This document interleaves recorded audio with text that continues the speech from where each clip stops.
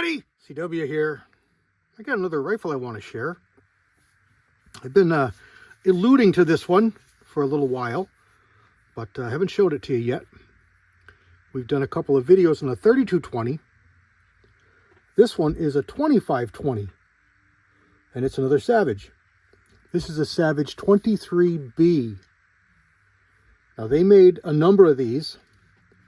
I'm going to say it was early 30s to mid 40s, maybe just before the war. They stopped making them, so this is an older bugger. They made a 22 long rifle version, which was the A, 23A.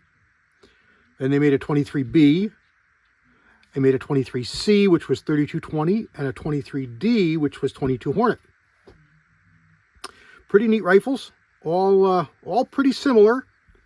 Little differences because of caliber, but pretty similar. The design of it, the Savage Sporter is what they say on the barrel. But they're Model 23s. Everybody knows them as 23s. If you notice here, the action and the barrel are one piece. There is no separation. There is no two parts. The barrel is part of the action. So to make this today, it would be just ridiculous expensive. Now, my front sight has been silver soldered by somebody previous to me. But it's a really good shooter. And it's seen some wear, but again, we're talking about a possible, 30s gun. Don't push it too hard. It's an old gun. I loaded up with 1680 and a 60 grain Hornady bullet, which you can still get. And it shoots really well. It gives really good velocity. Very accurate. And it's a great gun for what it was designed for. I call them a pot gun, meaning to fill the pot. Rabbits, squirrels, small game. It's taken its share of deer. It can certainly do it. There's better calibers out there, but close range by a hunter, not a shooter, it's going to be fine. It's where you put the bullet, and it's gonna work fine. This gun has been refinished. I refinished these stocks. Steel butt plate back in the day, and they used to use a side mount scope. They are drilled on the top. I think it was a 60, Model 60 base, but they're really hard to get. So I decided to put this one on, and I modified it to fit using the screws that were there.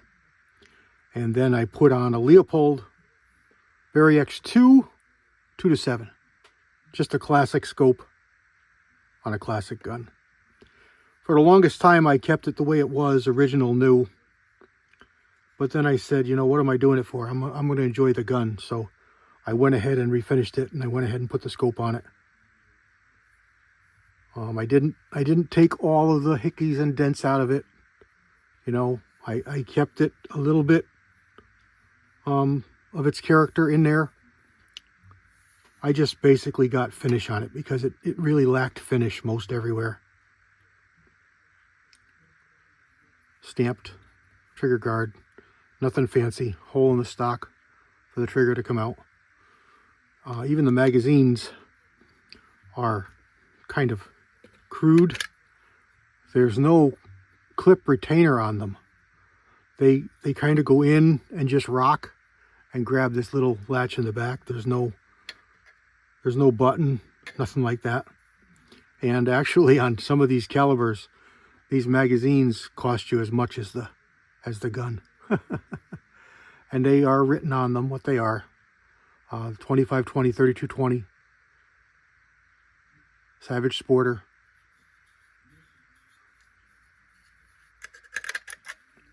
We'll get this one out to the range, and I'll show you what it can do. Typical for the era, little schnabel tip forend. Very common. 24.5-inch barrel. So it's a pretty long barrel. They say on the back, the caliber in here. The safety is a rocking style safety, up and down. Safe and fire. And the bolt comes out with the trigger pull, like on a 22. And it's a simple bolt, much like a 22. Pretty neat gun. Pretty neat gun. If you have a chance to shoot one, take the opportunity. If you have a chance to buy one, I highly recommend it. These are guns that are never going to be made again. I brought a Savage Sporter to you a bunch of videos back a couple months ago. It was a 30-30, and that one was offered in a couple calibers. That's the bigger brother to this one. That was also called the Savage Sporter. But like most Savages, they went with a number. And this was the 23. Well, there we go. I just wanted to share it with you. Really long barrel. We'll get this out on the range soon. And I'll let you see how it shoots. I haven't shot a lot of cast in it. Maybe we'll do a video and load up some cast. They do have a couple of good molds, and we could try it. But I just I picked up a bunch of those 60 grain Hornady's, and I have enough that I'll never run out, and they shoot so darn well. I never really had a reason to look for anything else. But there we go. Again, just wanted to share this with you. I thought you'd appreciate it. I really like the old rifles, and by the comments, I think you guys are too. So there we go. God bless everybody. Hope you're having a great day. CW out.